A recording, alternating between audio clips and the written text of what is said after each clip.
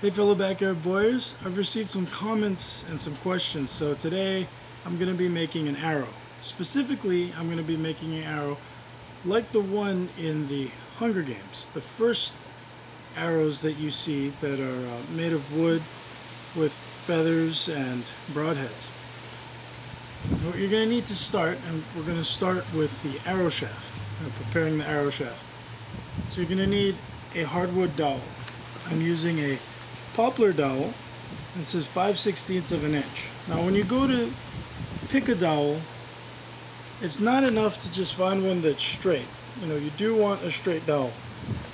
But what's more important is the grain. And usually if you look, if the grain is straight, as you can see this line here, the growth rings in here, if that is straight, typically either it's going to be fairly easy to straighten this dowel, or the dowel is already going to be straight. And what's important is that it's straight, because if the grain is funky and all over the place, there's just lots of places where the dowel could fail and the arrow could break on you. You want to make sure that your arrow is as sturdy as possible, because when it's flexing, it needs to be able to flex a great deal without breaking. So once you've gotten that, as far as length goes, you want to cut this arrow 1 inch over your draw length, of the length you're going to draw this arrow. So if your draw length is 28 inches, you want to cut this at 29 inches. The reason being is we're going to lose some to the knock and some to the broadhead. So in the end, this is going to be pretty much perfect for a 28-inch draw. If you want, you can make it a little longer. That way you don't draw all the way to the broadhead. The arrow is going to stick out just a little bit. Alright. So now that you've got your dowel and it's cut to length, we're going to go and we're going to start cutting the area for the broadhead to sit and cutting the knock. Alright, the first thing we're going to do is cut the start for our broadhead to sit and our knock. And to do this, you want to look at the end of your arrow. You can see that the grain, or the growth rings, are laying down like this. Now we want to cut perpendicular to that. That's going to be where this wood is going to be strongest. If we were to cut this way, what will happen is that the knock and the broadhead will sit in line to the weakest part of the wood, and it'll actually drive the arrow apart, and it could cause it to break on impact or break when you're shooting it. So just for extra strength, you want to make sure that we cut into the wood perpendicular to the grain. I'm going to be using a hacksaw just to start it off.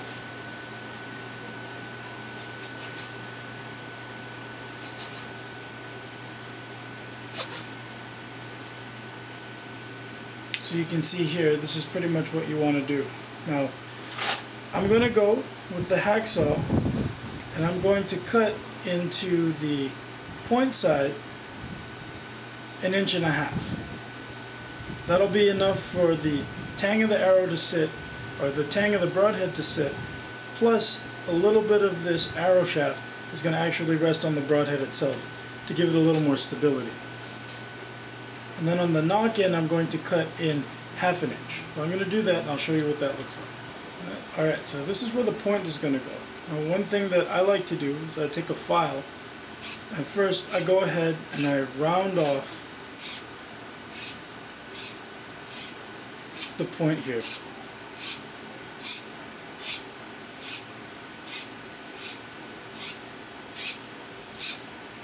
So real simple, mainly just rounding the edges, as you can see. And now what you want to do is just go in and file and actually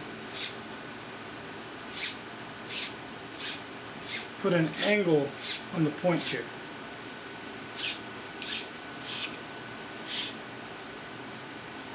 Do you see that? Now just go back and round that off so that there are no sharp edges for things to catch. And you sort of want to round this point too.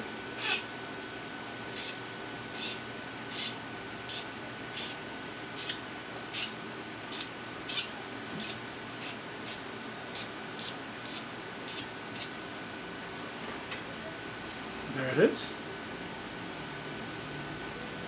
Now for the knock side, we've got a cut here, goes 1/2 inch. Take a tile saw, and you just want to go and you want to open this up. So I like to start from one side, go at a downward angle to help make sure that it stays straight and lined up. And then I go to the other side just to open this up. And when you're doing this, you want to make sure that both cuts line up straight, because you want your broadhead to pretty much be in line with your knock here.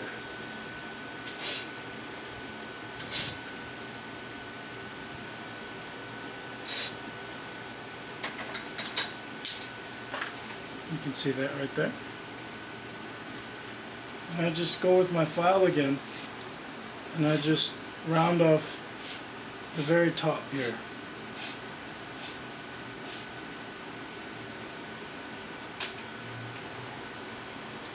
Okay.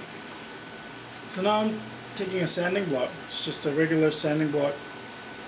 It's got a coarse side and a fine side. And I'm just going to use it to go ahead and smooth everything down.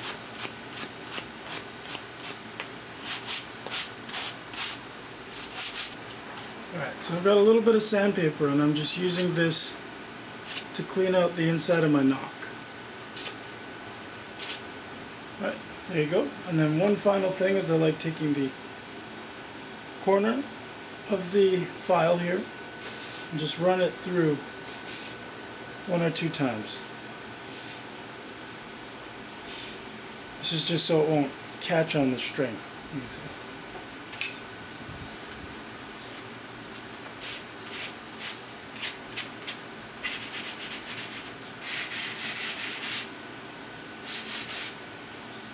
Alright, so once this is sanded down, we're going to apply some stain to it. So you just take your wood stain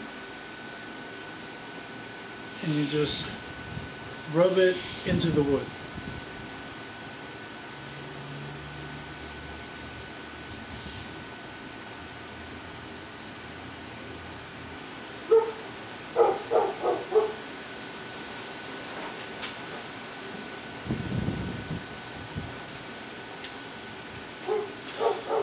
Okay, so once it's stained, you just want to let it dry. Alright, so once the stain is dried, this is what your arrow shaft should look like. Now the only thing left to do to the shaft is to finish it, or to put a sealer on it. What I'm going to do is make and install the broadhead first. That way I'm going to actually spray the finish on the broadhead as well, and that will help inhibit any rust, just along the flats of the broadhead. So here's the arrow shaft. It's completed. So now let's go ahead and make the broadhead.